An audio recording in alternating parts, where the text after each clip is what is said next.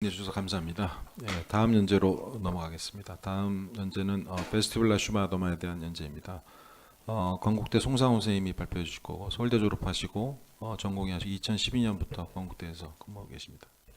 네, 소개 감사드립니다. 오늘 같은 자리에서 발표할 수 있는 기회를 주셔서 상당히 영광스럽게 생각합니다. 오늘 말씀드릴 주제는 베스티블라 슈바노마에 있어서 간만에 브라질 서저리 후에 히어링 프리저베이션과 연관된 예우인자에 대해서 주로 서울대학교의 경험에 관해서 말씀을 드리겠습니다. 제가 교수님 밑에서 오랫동안 전공이 전임의 생활을 했었는데 한 가지 아쉬웠던 점이 교수님과 찍은 사진이 별로 없었습니다. 근데 이번에 마침 1월 달에 아시안 간만회학교에 갔는데 마침 교수님께서 오셔서 저에게는 매우 소중한 평생 간직할 수 있는 사진을 남길 수가 있었습니다. 교수님 정년퇴임을 정말로 축하드립니다. 지금부터 제가 준비한 내용 말씀드리겠습니다.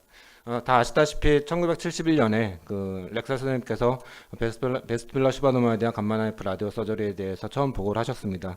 당시 160명의 환자에 대해서 18에서 25g의 마지널 도즈를 사용하였고, 당시 투머 컨트롤 레이트는 80%였고 소수에서만 히어링 프리저베이션이 가능하였습니다.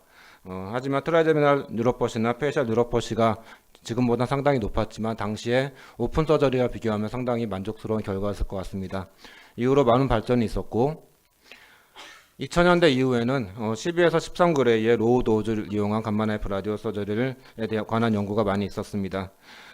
로우 도즈를 사용했음에도 불구하고 투머 컨트롤 레이트는 90% 후반대의 높은 투머 컨트롤 레이트를 보였고, 또한 트라제미널 뉴로퍼시나 페이셜 뉴로퍼시의 발생 빈도도 상당히 낮아졌습니다. 하지만 그럼에도 불구하고 히어링 프리저베이션은 약간의 호전만 있었을 뿐 아직까지 충분하게 만족스럽지 못한 상태입니다. 특히나 NF2 환자와 같이 바이라테럴 히어링이 문제가 되는 환자에 있어서는 히어링 프리저베이션이 치료를 결정하는 데 있어서 상당히 중요한 요소가 됩니다. NF2 환자에서 저희 서울대학교 데이터를 보시면 메디안 도즈 12.1g을 사용하였을 때 5년째 투머 컨트롤 레이트가 66%였고 히어링 프리저베이션 레이트가 33%였습니다. 히어링과 연관된 예우인자로서는 프리 SRS 히어링 스테이터스가 유일하게 나왔었습니다. 이와 같이 젊은 여자 NF2 환자에서 바이라테랄 시바노마가 있는 경우에 오른쪽 같은 경우에 청력이 없어서 수술을 했습니다. 하지만 왼쪽에 대해서는 웨이트 앤 씨 정책을 폈지만 환자는 서서히 청력이 저하되었고 결국 19개월째 서비스able 히어링이 없어졌습니다. 이런 환자에서 저희 서울대학교 데이터를 보면 간만화이프를 하게 되면은 거의 청력을 유지할 가능성이 거의 제로에 가깝습니다. 이러한 환자에서 옵티멀 트리트먼트가 뭔지에 대한 질문에 답을 구하는 것은 상당히 어렵습니다. 하지만 히어링과 연관된 예우인자에 대해서 분석하는 것은, 예우인자에 대해서 아는 것은 그래도 환자한테 최선의 치료를 제공하는 데 도움이 줄 것으로 생각이 됩니다. 먼저 코클리아 도우즈에 대해서 말씀을 드리겠습니다. 대략 차이가 있지만 여태까지의 보고들은 코클리아 도우즈가 4g 이상인 경우에는 히어링 아웃컴과 연관이 된다라는 보고들이 있어 왔습니다. 서울대학교에서 히어링 아웃컴과 연관해서 2005년도에 보고를 한 적이 있었는데, 당시 보고에서는 코클리아 도우즈가 히어링 아웃컴과 연관된다는 결과를 내진 못했습니다. 하지만 대신에 코클리아 유클레우스의 도우즈가 히어링 아웃컴과 연관된다는 보고를 하였었습니다. 이후로 코클리아 도우즈와 히어링 아웃컴과의 연관 관계에 대해 연구하기 위해서 베스티블라 슈바노마와 비슷한 위치에 있는 파라 IAC 메닌지오마에 있어서의 히어링 아웃컴을 연구한 적이 있었습니다. 이 환자 같은 경우에 9.1cc의 메닌지오마에 대해서 마지널 도우즈 12g을 조사하였습니다. 당시 치료 전에 히어링은 정상이었고 72개월 팔로우업 했을 때 종양의 사이즈는 많이 줄어들었고 히어링은 그대로 유지가 되었습니다. 하지만 이 환자에서 코클리아 도우즈는 평균 7.5g가 조사가 되었습니다. 연구에서 총 50명의 파라 IAC 메닌지오마 환자를 대상으로 했고 42명의 환자가 치료 전에 서비스able 히어링을 갖고 있었습니다. 치료 후에 히어링 디테리어레이션이 발생한 경우는 한 케이스에 불과했고, 치료 후에 서비스able 히어링을 유지했던 환자는 평균 코클리아에 4.3g가 조사가 되었고 히어링 디테리어레이션이 발생했던 환자에서는 4.7g가 조사가 되었습니다. 실제로 베스티블라 슈바노마와 파라 IAC 메닌지오마에 있어서 코클리아 도우즈는 별 차이가 없습니다. 하지만 그래프에서 보시듯이 히어링 아웃컴의 차이는 분명하게 보입니다. 이러한 결과를 봤을 때 최소한 파라 ILC 메닌지오마에 있어서는 코클리아 도우주가 히어링 아웃컴에 크게 영향을 미치지 못한다는 결론을 얻을 수 있었습니다. 거의 비슷한 연구가 주굴라 파라 갱글리오마에 대해서 있었습니다.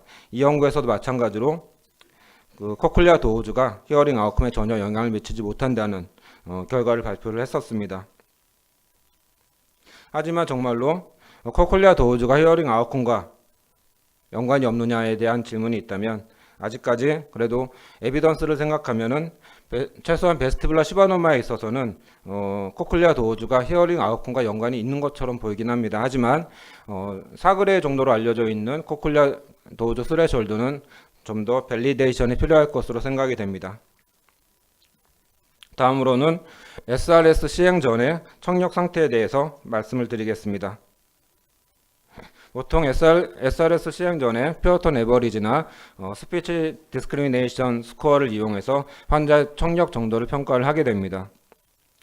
오디터리 브레인스템 리스폰스도 마찬가지로 환자의 청력을 평가하는 중요한 도구 중의 하나입니다. 2002년에 ABR을 이용해서 베스티뷸라 시바노마 환자에서 인트라 오디터리 캐널의 프레셔를 측정할 수 있다라는 보고가 있었습니다. 당시 보고에서는 웨이브 5의 레이턴시와 웨이브 1 to 5 인터 레이턴시가 히어링 ILC 프레시와 직접적으로 연관이 된다라는 사실을 보고했었고, 저희 서울대학교에서는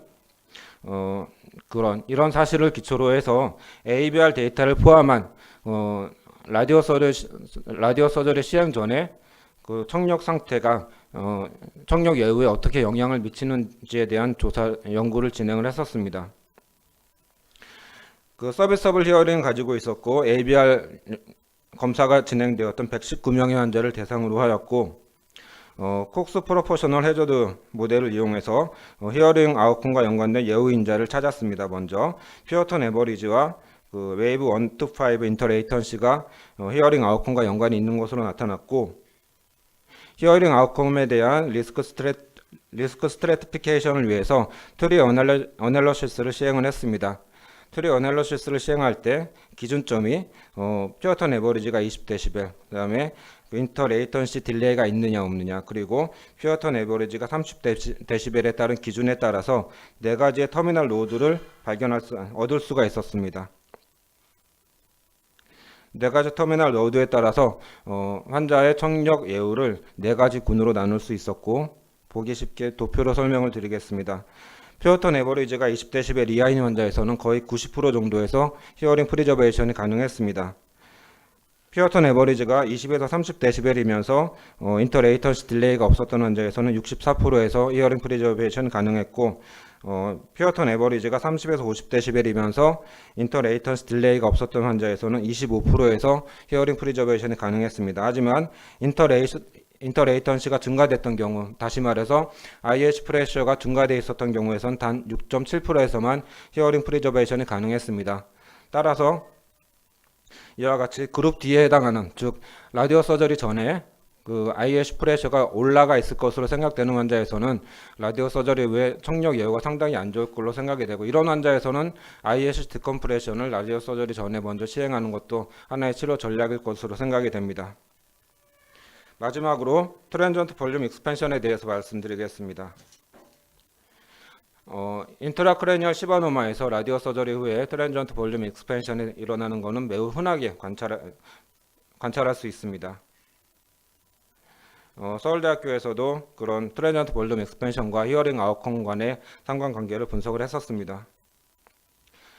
그 히어링 아웃컴에 대한 서바이벌 커브를 보시면 6개월에서 12개월 트랜전트 볼륨 익스펜션이 많이 나타나는 기간 동안에 청력 저하가 많이 발생하는 것을 보실 수가 있습니다. 청력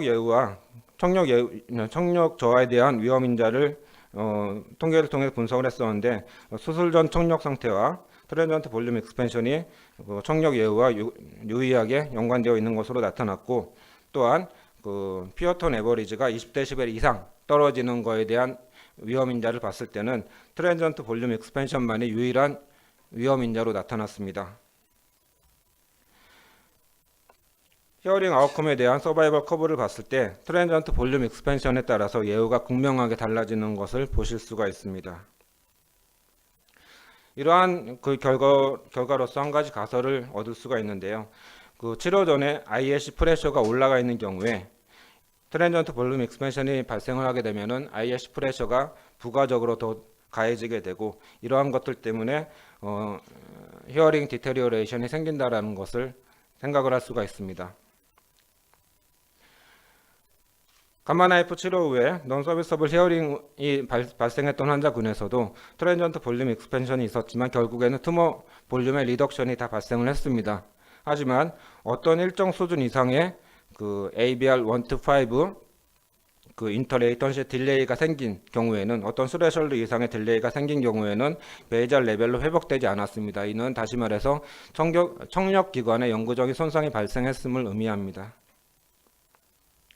그런 그 히어링 아웃컴과 연관돼서 서바이벌 커브를 보시면, 처음에 레피드 폴오프 기간은 제가 지금까지 말씀드렸던 ISC 프레셔나 트랜전트 볼륨 익스펜션으로 어느 정도 설명이 되지만, 이 18개월 이후에도 그런 청력 외우가 점차 떨어집니다. 이렇게 스테디 디클라인 현상이 발생하게 되는데, 이러한 스테디 디클라인 현상은 제가 지금까지 말씀드린 것으로는 좀 설명이 어렵습니다. 그래서 2년 동안의 데이터를 추가로 했고 141명의 환자에 대해서 새롭게 데이터 분석을 해봤습니다. 새롭게 데이터 분석을 했을 때 피어턴 에버리지, 수술 전에 피어턴 에버리지는 계속해서 통계학적으로 히어링 아웃컴과 연관이 있는 것으로 나타납니다. 하지만 ABR 같은 경우에는 12개월째에서는 히어링 아웃컴과 연관이 있었지만 24개월째에서는 히어링 아웃컴과 연관이 없는 것으로 나타났고, 대신에 코클리아 도우주가 24개월째에서는 히어링 아웃컴과 연관이 있는 것으로 나타났습니다. 이 환자 같이 환자는 그 템포럴 본 안쪽으로 튜머가 많이 들어가 있었습니다. 다시 말해서 코클리아와 상당히 가까운 위치에 튜머가 있었고, 환자는 트랜전트 볼륨 익스펜션이 발생하지 않았습니다. 하지만 36개월째 환자는 히어링 디테리어레이션이 생겼습니다. 이 환자에서 청력의 저하를 ABR 체인지로 단순히 설명할 수는 없습니다. 이 환자 같은 경우에는 이니셜 히어링 스테이터스나 또는 코클리아 도우주가 환자 청력 저하에 많은 영향을 미치지 않았나 생각이 됩니다. 정리해서 말씀드리겠습니다. 그 어얼리 페리어드에 한 6에서 12개월 정도의 레피드 폴오프 페리어드에 발생하는 청력 저하는 대개 ISC 프레셔나 트랜전트 볼륨 익스펜션으로 설명이 가능할 것 같습니다. 하지만 18개월 이후에 나타나는 스테디 디클라인 페리오드의 청력 저하는 아마도 코클리아 도우주가 많은 영향을 미치지 않나 생각이 됩니다. 제가 준비한 내용은 여기까지입니다. 이상입니다. 네, 감사합니다. 서울대에서 퍼블리케이션된 많은 베스티블라 슈바노마 논문 바탕으로 잘 정리해 주셨습니다. 자, 마지막 연재입니다. 마지막 연재는